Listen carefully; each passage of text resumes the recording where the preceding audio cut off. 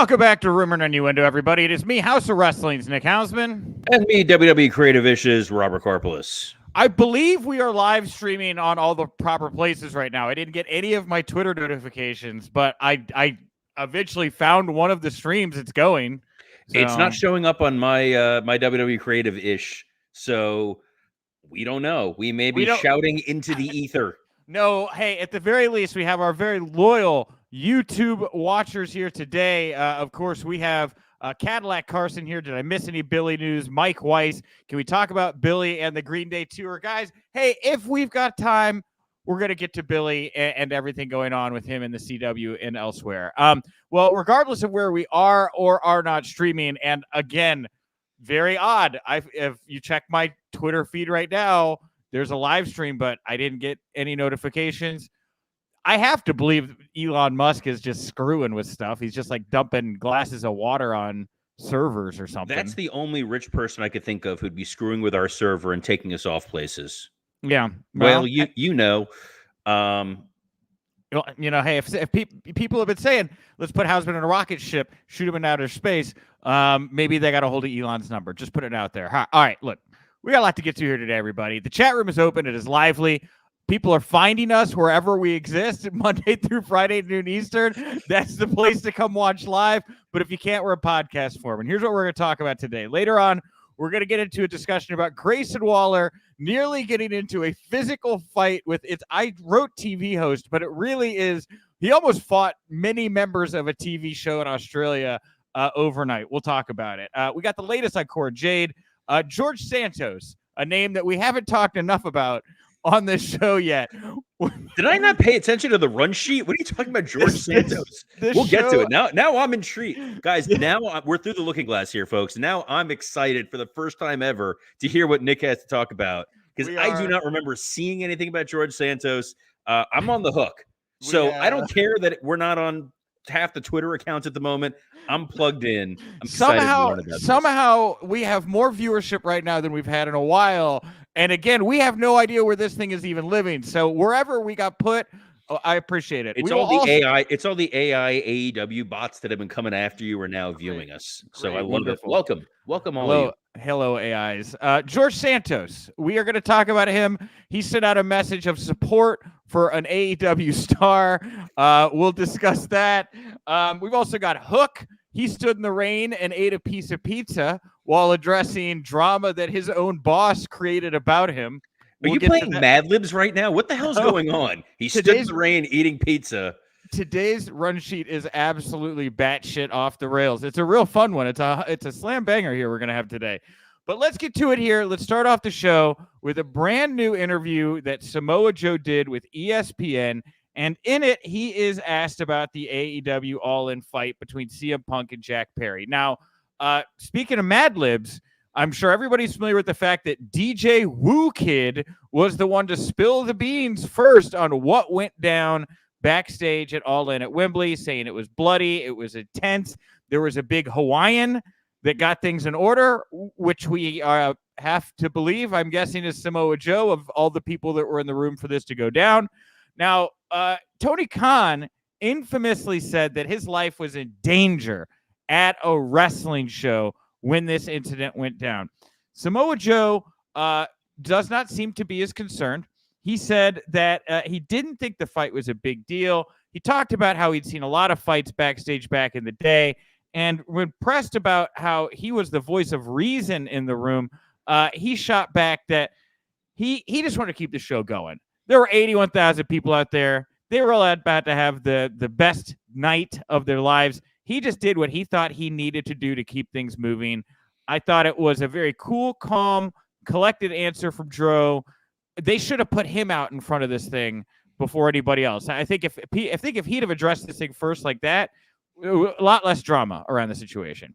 Absolutely. He's stepped up as a locker room leader. He is sort of an Undertaker presence. I think him and Bryan Danielson are two halves of the same coin. Those are the kind of guys you cannot have enough of in your locker room. And Joe saw the bigger picture. Is there going to be a petty fight between Jack Perry and CM Punk, or are we going to go out there on probably the biggest pay-per-view this company has done and deliver an insane match. And they delivered a really fantastic match. I think Joe, consummate professional, that dude has his eye on the ball. We sometimes get frustrated with certain folks, especially in AEW, that they're not looking at the bigger picture. They're not looking at ways to make money.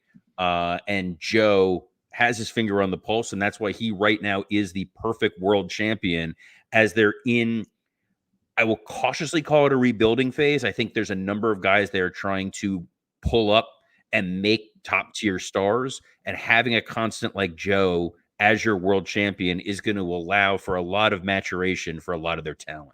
Yeah, I agree. I hear also see in the comment section, Ken here saying Joe equals Ming, big Ming energy. And, you know, where you look at all the kind of chaos and the drama and the kind of sports entertainment ship that MJF brought along with the title, you know, it is a very big change of pace to have Joe as this rock in the stream right now, bringing this kind of cool confidence to that main event title picture. I brought up this video that Hook did yesterday. He put it out on X. It's him in a hoodie. He's standing in the rain. He's eating pizza. He addresses how people think he's too small for this match against Joe. That's why he's eating the pizza, Robert, because he's going to eat some carbs to make him a bigger boy if he eats the pizza. I mean, I think the only way he's allowed to eat carbs is if it's filmed for an angle, or else Taz is going to come after him. Okay. I do not want to get on Taz's bad side, so we're gonna move on from that piece. But look, I think Hook and Joe is a really intriguing match for Dynamite tonight. I think Hook is one of those talents that we talked about, that as you let him mature and grow, he's going to be something really, really special for AEW. And the match that we're going to get with him and Joe, they're going to give it their all. I think this is going to be a real spotlight for Hook, and I think it's also going to be an opportunity for Joe to show, as champion, you put me in there with anybody, big, small, high flyer, power guy, I'm going to give you a main event worthy match. Well, hey, the professor's saying here you also thought Jinder and Seth would be great. I'm not sure if he's talking about you or me, but Jinder and Seth. I said Jinder and Seth was going to be great. All due respect to the professor with the lesser known 0 instead of an O spelling. Okay. Jinder and Seth was a match that crowd was super into. And as we learned that Seth was hurt during that match, they still delivered a hell of a lot of drama. And thank you, Tony Khan, for making it feel as though, oh my God, there might be a title change. They bit on that about 3 different times during that match. It was entertaining. Yeah. I can't think you can watch that and hate the match. I think that Joe and Hook, you know, they've got the chip on their shoulder. They're going to deliver, and I think you're going to get a hell of a match tonight on Dynamite. Keith 13301, by the way, corrected me, saying he threw the pizza away. So he took a bite, then he threw the pizza away, so as not to enrage his father, Taz, for putting carbs into his body. Cool. Okay, great. Back to that's the best you're getting out of that. Like, again, I'm not getting killed by Taz. I love Taz, but dear Lord. Here's the thing also about this Hook piece. So the Hook at the end, he also kind of vaguely addressed the Tony Khan, not really vaguely, but like, you know, indirectly addressed the Jinder Mahal, Tony Khan comments, the critics coming after him. He said, who the F am I anyway, right? Like, insinuating me, you know, maybe I'm not such a big star. This came across really well, much like Joe's comments, calm, cool, collected. There's drama going on. There's rumor and innuendo going on, but that doesn't mean you can play into it. I think both of these guys did a really good job with these separate pieces of content of taking the focus away from things that could be external factors, right? You got All In brawl over here. Everybody's talking about Samoa Joe, the big Hawaiian, getting everybody in line, right? Over here, you got Hook, you know, over here in the Jinder Mahal, Tony Khan drama. Maybe he's going to lean into that. Both of them are basically saying, no, it's not about that. And they redirected it back to this match that's going to be going down tonight. And I just, credit where it's due, I think both these guys are handling the situation really well. I honestly wish we'd seen more people acting like this closer to when all the chaos was going on. I think things would have been able to stay much more focused on the action and in-ring storytelling. Yes, I think that one of the things that was so distracting during All In was that the story was literally breaking while the match was in the ring. And it took away from a fantastic CM Punk Samoa Joe match. And the after effects of it, we're still seeing now. We still saw it with the Jack Perry scapegoat armband thing that happened in New Japan, that I know we are differing on that opinion of this is going to be a good thing or not. I still think it's kind of goofy to make it a story, but we'll see. Yeah, no. Hey, look, again, at least it's something with Jack where I think he's not in an AEW ring trying to ignore the situation, right? There's obviously some buzz around it. ESPN is talking to Samoa Joe about it. It's not like nobody knows what's going on. We'll see how the Jack Perry stuff plays out. Any other final thoughts on Joe Hook, All In, anything like this you want to talk about?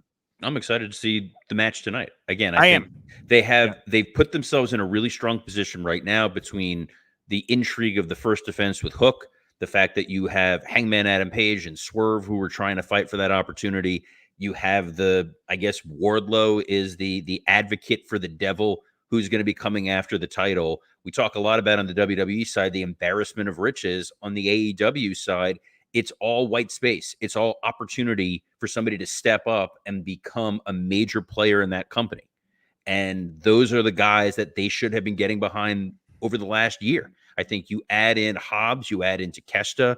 I'm a big Kyle Fletcher guy. I think he's got a lot of upside, but Agreed. a core of young wrestlers who are great on the microphone, who can put on spectacular matches. That's what AEW's bread and butter has been and needs to be, and move away from the backstage drama and the people who have caused that backstage drama. And I think it'll help everybody in the long run. Real quick before we jump off this, the professor, he heard what you had to say about the match, and he said, sure, the crowd being into it versus it being any good. Well, isn't the argument that if the crowd is into it, is it good? Is that the philosophical question we're addressing here? I think he's confusing us for Meltzer. Oh, got it. Wonderful. Sorry. I don't know. The only time I see stars is at night when I'm laying out on the roof. We got Stokely Hathaway here. Now, Stokely Hathaway is currently, I had to do some research into what Stokely's exactly doing in AEW ROH right now to kind of understand. Cashing a paycheck. Whatever, man. This man is having some fun. All right. Stokely is currently, I believe, an ROH board of director member. So I think he's some kind of an authority figure. He's also trying to, I know, manage Chris Statlander, but I get the impression that he's also trying to put a divide between Statlander and Willow Nightingale, who have been successfully tag teaming together. He put them in a match at World's End or convinced them to do a match at World's End, whatever. Well, Stokely has decided that the best way to get the attention of these women to give him a chance is to enlist the services of disgraced former United States House of Representatives member George Santos, the sixth man ever in history to be expelled from the House of Representatives. He is on Cameo. He's one of the most successful Cameo people there is. People just love getting George Santos videos. And so George Santos got this request from Stokely. He did it. He basically in it, asks Willow and Chris and the fans to give Stokely a chance. And then at the end, he gets in a nice dig about how Eddie Kingston looks like Fat Joe. Again, you get to write up the script. The person reads it. Anyway, this got a lot of attention yesterday. And you know what? Honestly, if George Santos doesn't do anything right now, he's the kind of guy that would wind up in like Attitude Era WWE storylines. Like Vince McMahon in '98 would have picked this guy up in a heartbeat, built a Raw angle around him. Oh, 100%. I think that was the fun of WWE at that time. I mean, they had Jennifer Flowers on. They are more than willing to take fringe level D-list political celebrities and put them on TV. I didn't watch the cameo itself. I'm hoping George Santos was a hell of a promo. Stokely Hathaway is a guy who is a real hidden gem for AEW. He is someone who is incredibly media savvy. He's brilliant in front of and behind the camera, and someone I was shocked they were not getting more involved on TV. I know that he had The Firm, which was one of the more baffling stables that AEW had. They created it, they put a lot of steam behind it, and then went away almost immediately. But he is someone that they have a number of young talent that could use that sort of guidance, that sort of promo skill. And Stokely is just sitting there as the Jack Tunney of Ring of Honor. This is just one of those examples of you're getting a hell of a lot of mileage out of a George Santos cameo to build your storyline. This guy should have a much bigger role in AEW. Yeah, and Cadillac Carson here saying eventually Steve Austin would have come out and given George Santos a stunner. Hey, that sounds like a WrestleMania moment to me. Everybody's talking about Steve Austin coming back for one more gimmick. Let's have him lay out George Santos. That'd be incredible. What a mania that would be. I'd be all for that. Well, no, I wouldn't be all for that. I think that would be goofy and weird. Leave that for Stokely and AEW to use Santos. Vince has already spent a lot of money trying to get someone else who can't take a stunner into Congress. So There you go. And yeah, for those that don't recall, the firm, the reason it fizzled and did this badly is like they were going to spin out of All Out into MJF, CM Punk, with Max working with the firm to go up against CM Punk. But of course, after that show happened, they all got into a big fight. Not the fight we were talking about earlier. There was another one. That fight, that's the one that happened, and then that's why the firm thing fell off the tracks, and that's why Stokely really has not picked up momentum since. No, and it's a shame because he's there. He's really talented. He's got a lot of weird advantages that you don't necessarily think about. Part of it is the height factor because Stokely is such a good mouthpiece, but he makes everybody look tall by comparison. He knows how to stand. He knows how to do that role properly. He was horribly wasted in NXT. I feel like under the Triple H regime, if they had Stokely now, Stokely would be printing money for WWE. Instead, he's in AEW, where he should be making a hell of a lot of money for them.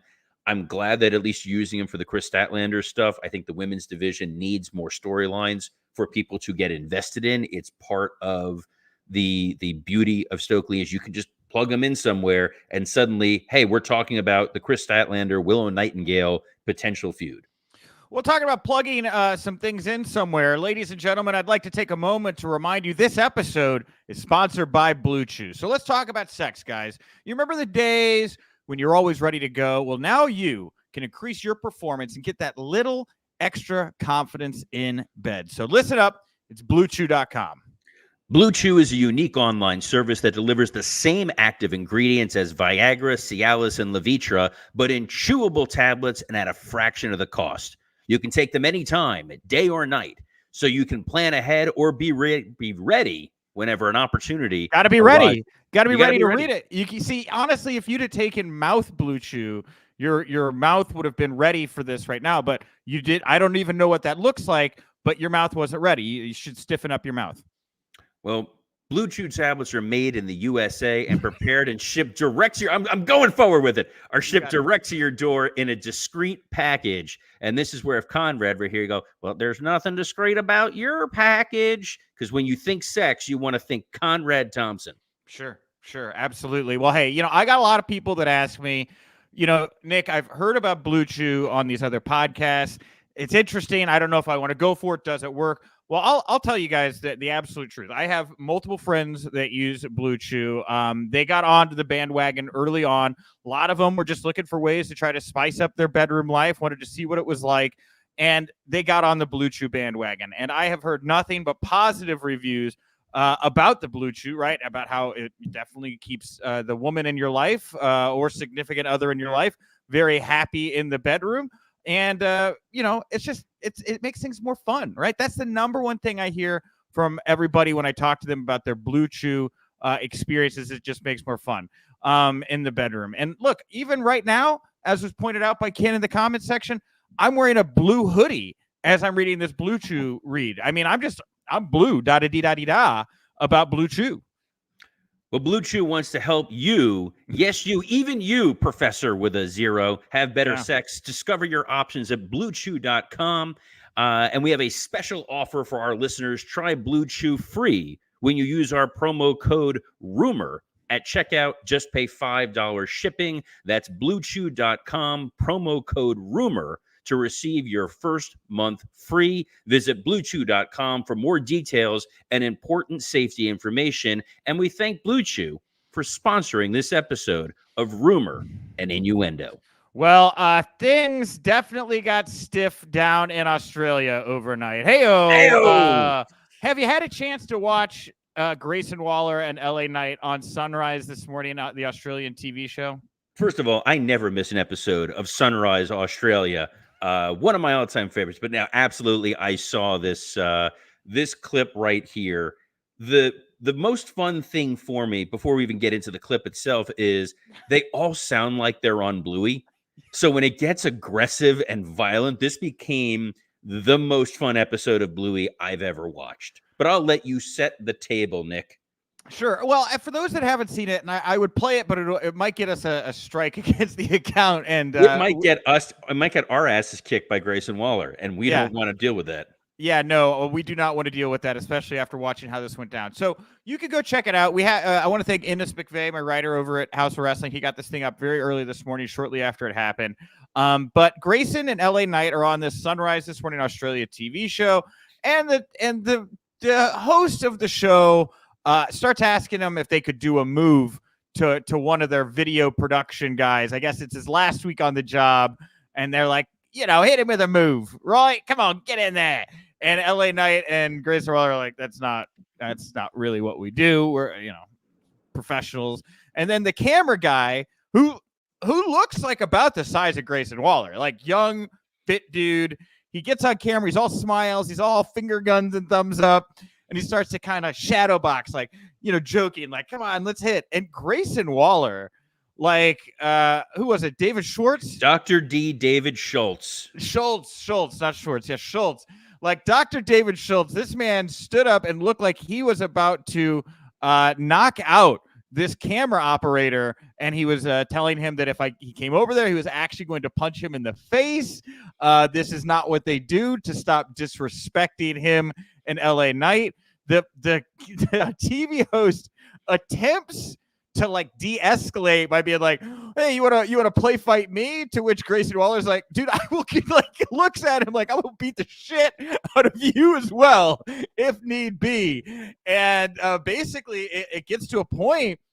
LA Knight, to his credit, is just taking it all in from the couch. But Grayson Waller on his feet, tense, ready to physically fight people in the room who are trying to make a mockery of pro wrestling. As old school gets, Aaron Manzo here saying, respect to Grayson. Wow. Hey, God bless kayfabe, brother. Dude, he was ready to go. Realistically, when I first saw this, the very first thought I had was, I'm annoyed that it's LA Knight and Grayson Waller because it's a babyface and a heel, God damn it. And if Cowboy Bill Watts were here right now, he would probably say something racially insensitive. But he would also say you can't put a babyface and a heel together on camera. That doesn't matter. The camera guy decided he wanted to play haha, and he's bouncing around, and Grayson Waller stepped up and was like, I will knock you out. And it was the first time I was like, Grayson Waller seems like a believable badass. That is not a guy you want to mess with. The clip has gone insanely viral. It's one of those where WWE is not going to be upset about it. It wasn't as if Grayson was being highly unprofessional. He didn't hit anybody. This was not a Vader situation. We did not suddenly go to war with a country and he had to be smuggled out of there. I think Waller has figured out a way in a lot of his social media to stir up controversy. He's picked a fight with Taylor Swift fans. This past week, he picked a fight with the state of Nebraska. He's really good at maximizing those media opportunities. And I'm sure a part of him was being very media savvy in knowing how this was going to play. And it was not crazy wrestler going off the chain. It was, you're going to disrespect me. You're going to disrespect what I'm doing. And you're going to try to approach me physically. I will handle myself and it will not end well for you. Yeah, man. And it had been a while since I'd seen like a TV host just be a real dick like this to pro wrestlers. Like it felt like the 80s. Wild. Well, it's Australia. It's still the 80s there. This was weird. That doesn't exist anymore. There's not the goofy, like, oh, we're going to have one of those wrestlers on. It's like, no, some of the biggest movie stars in the world came from WWE. There's a certain level of respect for a $1 billion global company. And the folks in Australia, I blame the Vegemite. Well, Vic Joseph last night broke some bad news to pro wrestling fans on NXT. He confirmed that Cora Jade has, in fact, torn her ACL and said that they expect her to be out of action for close to a year. Now, we talked about this a little bit on yesterday's show, but now we know for sure this is what's going on here. She had just been back on TV for a couple weeks. The last match she had, by the way, happened at an NXT live event down in Florida where she was wrestling Lyra Valkyria for the NXT Women's Championship, which is a sign to me that they were getting those two women ready, to be working probably on TV together if they were working house show matches like this. So a lot of plans, I'm sure, going out the window here. Another big, tough break for Cora Jade. What more is there to say about this situation? I think if you're acknowledging it on TV, it does leave the door open, like I suggested yesterday, to have her on camera in some capacity. I think there's a real opportunity to have someone who's injured, but they're physically there at the performance center, work on promo skills, work on commentary, be some sort of an on-screen figure in some capacity. She looks like a star. This is a real potential opportunity for her to make chicken salad out of Blue Chew chicken shit. Well, and this I was going to bet the plug-in. That's fine. You got it. You nailed it. Cadillac Carson here jumping in with a talking point a lot of people have been bringing up, and that's the amount of ACL injuries for female talents in NXT. We just had Nikita Lyons returning back from an ACL injury. Tegan Knox has blown out both of her ACLs, right, and has gone down. It does seem like more women are getting injured, more ACL tears. What is there anything you attribute to bad luck? Any takes on what's going on here? Yeah, I think they're working a far more physical style than we've seen a lot of the women work in the past.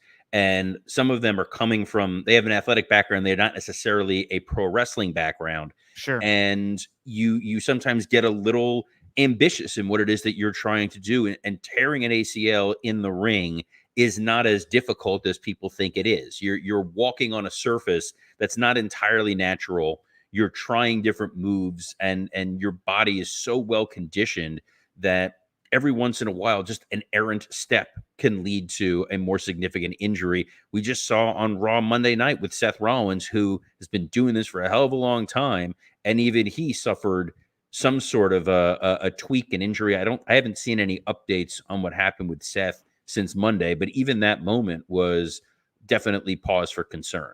Well, we talked a little bit about Seth's injury yesterday. Today is the day I think that he's getting the MRI and that we're going to find out more. That's what I'm saying. As of now, we have not heard any further feedback on it. Right. So we'll find out what's going on with Seth here. I would guess later today everybody's going to get a big update on him. All right. Lastly here, this story comes from our friend Steve Follow at Wrestling News Co., who spoke with Mace, formerly of Retribution in WWE.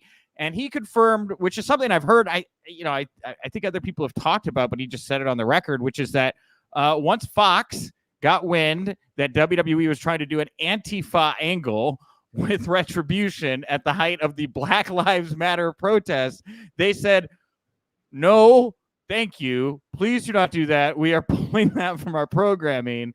And it did not move forward. The whole thing fizzled. And, from day one, I think everybody knew that was a bad idea, man.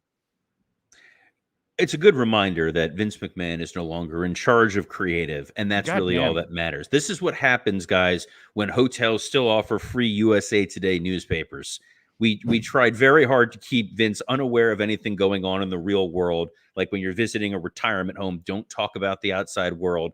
You don't want Vince to know anything about news because all of a sudden it's going to wind up on TV. And God damn it, it's edgy. Yeah, we're challenging our audience. It was stupid. It was a cool idea, the masked figures who were attacking, but to make it an Antifa thing, that when you mix politics or you mix religion in with wrestling, I know Jim Ross always says this, it never works out. And WWE does not have the subtle, nuanced hand to be able to tell these kinds of stories. I always talk back to the Muhammad Hassan angle. And when that story first started, the whole Muhammad Hassan gimmick was a proud Muslim American who loved his country, but was being unfairly maligned simply because of his cultural background, that he had not done anything wrong. His family had not done anything wrong, but people want to vilify him. And after a couple months of subtle storytelling, it turned into, no, let's just make him a crazy guy who has an army of terrorists that attack The Undertaker. Yeah. And I was there that week when that happened. And I remember UPN put a crawl as an apology while the show was airing, which WWE didn't know was going to happen because it was the week, I believe there was a bombing in London. Yeah, there was a London train bombing. Yeah. There was a crawl, and I had to send an email to say, hey, did you know UPN put something on the bottom of the screen, which folks were unaware of at the time. So yes, no subtle political or religious storytelling in wrestling. just stick with what works, which is Grayson Waller fighting Australian hosts. Did you at least say when they were putting the Muhammad Hassan angle together, like, let's maybe not? Did that ever come up in the room? No, of course not, because Vince liked it. The same thing with Kerwin White, the Mexicools. There was a guy once who pitched a vampire angle, all kinds of weird, crazy stuff. I've talked about before, hobo armies. We can get into that at a later point in time, but I want to save time for Billy and the CW. You know what? Unfortunately, it looks like we're just past our half-hour mark. We are. Apologies to Billy and the CW. Yes, I would like to apologize to. 1 second, I have to sneeze. Oh man, I was able to mute myself. I thought you were doing a bit. No, I did. For this one of these like things. That was a big build up for nothing. I was hoping you were talk for 5 more seconds so I could sneeze. No, I thought you were gonna like sneeze, say a name, like when someone coughs as a joke. It's like I want to apologize to in the CW. No. But I do apologize to Billy in the CW. Maybe tomorrow. All right, everybody. Well, that's it. Thank you for everybody who tunes in live, noon Eastern, Monday through Friday on YouTube for sure, and I believe X. Again, I found one of the feeds. It's not up on WWE Creative-ish. I'll have to figure out we'll figure out what's going on there. I didn't get the notification. I don't even know how I found the feed for my ex. It's very odd. I'm glad you guys are watching here live on YouTube. We'll blast it out later on today. Spread the word. Tell your friends. Tell your enemies. Since gives you a reason to open lines of communication. We're here bringing peace to the world. Yes, absolutely. Peace and podcasting, right? If you don't catch us live in Technicolor, head over to your favorite podcast feed. Great way to support the show easily, cheaply, free is to leave us a nice review, rating, comment. Every Friday on Fun Friday, we try to read some of your reviews here on the show. We're 48 hours away from doing that, everybody. If you want to get your comments in, now's the time to do it. We will read a few here this Friday. I'm at Nick_Hausman over on Twitter, and you can find me, support me over at houseofwrestling.com. And reminder, you can use promo code RUMOR at Blue Chew to get your first order free. Just pay $5 shipping. So on behalf of the blue sweatshirted Nick Hausman, I'm Robert Karpeles. Best of luck in your future endeavors.